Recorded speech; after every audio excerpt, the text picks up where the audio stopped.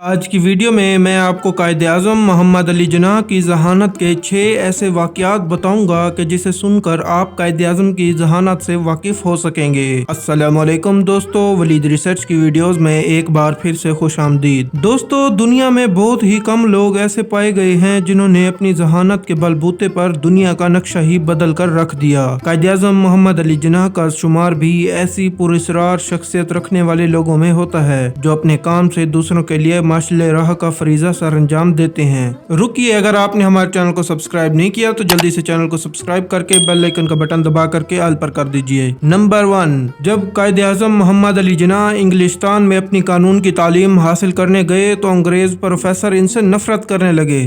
انہی میں ایک پروفیسر تھا جس کا نام پیٹر تھا، جو قائد اعظم کی ذہانت سے بہت پریشان تھا۔ ایک دن پروفیسر ڈائننگ ٹیبل پر ڈنر کر رہا تھا کہ کہیں سے قائد اعظم بھی اپنا کھانا لیے اسی ڈائننگ ٹیبل پر آ پہنچے۔ قائد اعظم کی بیٹھنے کی دیر تھی کہ اس پروفیسر کا سر پریشانی سے چکرانے لگا اور وہ بولا، ایک پرندہ اور سور اکٹھے بیٹھ کر کھانا نہیں کھا سکتے۔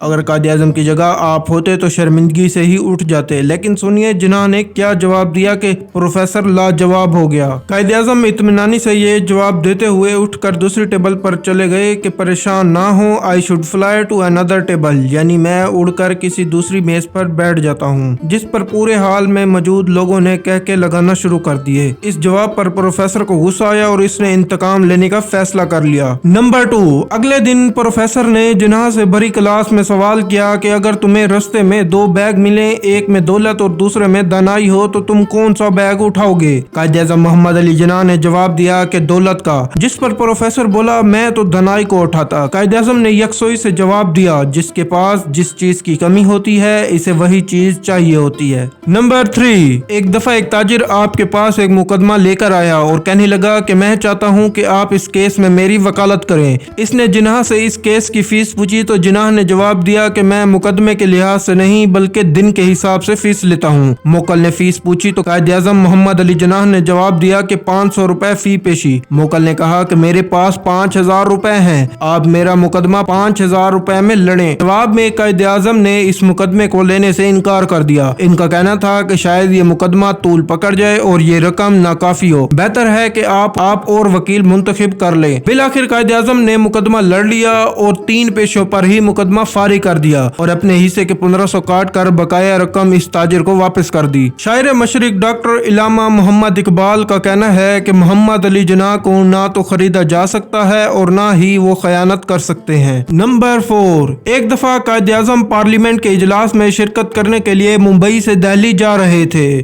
انہوں نے ٹرین کی فرسٹ کلاس ڈبے میں اپنی نشست پکی کی۔ جب قائد اعظم محمد علی جناح اس بوگی میں سوار ہوئے تو اس بوگی کی باقی تمام نشستیں خالی تھیں۔ جب ٹرین چلی تو ایک نوجوان لڑکی جس کے ہاتھ میں ایک بیگ تھا بوگی میں چڑھ گئی۔ ٹرین نے کچھ ہی سفر طے کیا تھا کہ وہ لڑکی کھڑی ہوئی اور قائد سے کہنے لگی کہ جلدی سے 1000 روپے مجھے دے دو، نہیں تو میں ٹرین کی ایمرجنسی بریک کھینچ کر شور مچا دوں گی کہ شخص نے مجھے چھیڑا ہے۔ قائد اعظم محمد علی جناح چپ چاپ اپنی اخبارات پڑھتے رہے۔ جب وہ لڑکی اور قریب آئی تو قائد اعظم محمد علی جناح نے اپنے دونوں ہاتھ کانوں پر لگائے اور بہرے ہونے کا اشارہ کیا اور ایک ٹیشو پیپر اور پین دے کر اشارے سے کہا کہ جو کچھ کہنا چاہتی ہو اس پر لکھ کر دے دو۔ اس لڑکی نے جیسے ہی ٹیشو پیپر پر اپنی بات لکھ کر دی تو قائد اعظم جلدی سے کھڑے ہوئے اور انہوں نے ایمرجنسی بریک کھینچ دی اور ریلوے پولیس کے آنے پر وہ تحریر انہیں دکھائی اور لڑکی کو پولیس کے حوالے کر دیا۔ نمبر 5، ایک مرتبہ قائد اعظم اپنی گاڑی میں ڈرائیور کے ساتھ سفر کر رہے تھے کہ ایک لڑکی سڑک پر ان کی گاڑی کے سامنے آ گئی۔ کیونکہ رات کا وقت تھا اور پبلک ٹرانسپورٹ بند تھی تو قائد اعظم نے اس لڑکی کو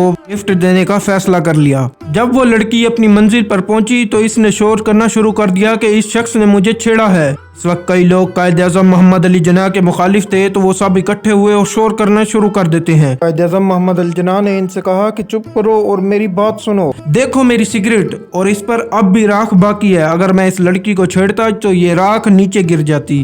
اور یوں قائد اعظم نے ایک بار پھر اپنی ذہانت کی وجہ سے مشکل صورتحال سے بآسانی خود کو بچا لیا۔ نمبر 6، دوستو چھٹے اور آخری پوائنٹ پر ہم بات کر لیتے ہیں مسجد کی چھت پر مندر بنائے جانے کے واقعے کی۔ مسلمانوں کا ایک پریشان کن گروہ قائد اعظم محمد علی جناح کے چیمبر میں تشریف لاتا ہے۔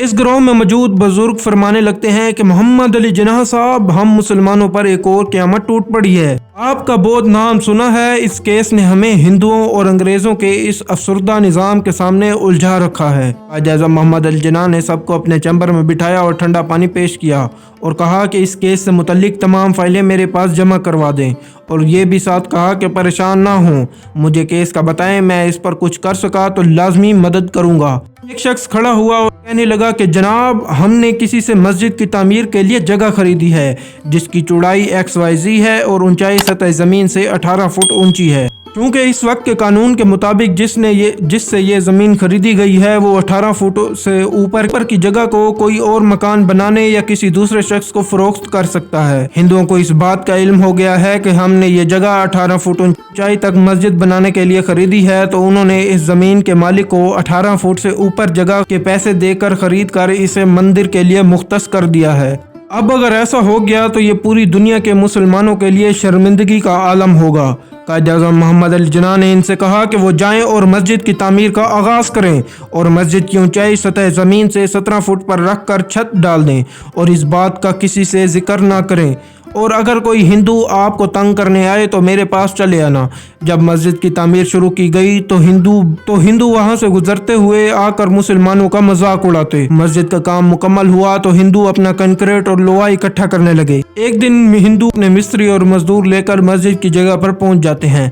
मुसलमानों ने कायद-ए-आज़म को बुलावा भेजा और कायद-ए-आज़म इस मुकाम पर फौरन पहुंच गए। कायद-ए-आज़म मोहम्मद अली जिन्ना ने वहां मौजूद हिंदुओं से पूछा कि क्या उन्होंने 18 फुट ऊपर मंदिर की जमीन खरीद रखी है, तो वहां मौजूद हिंदू तंज़ो मज़ाह में हाँ हाँ करने लगे। कायद-ए-आज़म मोहम्मद अली जिन्ना ने जवाब दिया कि मुसलमानों ने अपनी खरीदी गई जगह पर मुकम्मल तामीरात नहीं की। जब वो अपनी तामीरात मुकम्मल कर लें तो आप अपना तामीराती काम शुरू कर सकते हैं। हिंदू इस केस को सुप्रीम कोर्ट ले गए। जज ने दोनों फ्रीकैन के दलाइल सुने और फैसला मुसलमानों के हक में कर दिया, और साथ ही केस के फैसले में इस मुतनाज़ा कानून को खत्म करने का भी हुक्म दे दिया। अल्लाह हाफिज़ नाज़रीन, उम्मीद करते हैं आपको वीडियो पसंद आई होगी। हमारे चैनल को सब्सक्राइब कर लीजिए और बेल आइकन का बटन दबाकर ऑल पर कर दीजिए ताकि हमारी हर वीडियो आप तक बर वक्त पहुंच सके। अल्लाह हाफिज़। अल्लाह ताला आप सबका हामी और नासिर।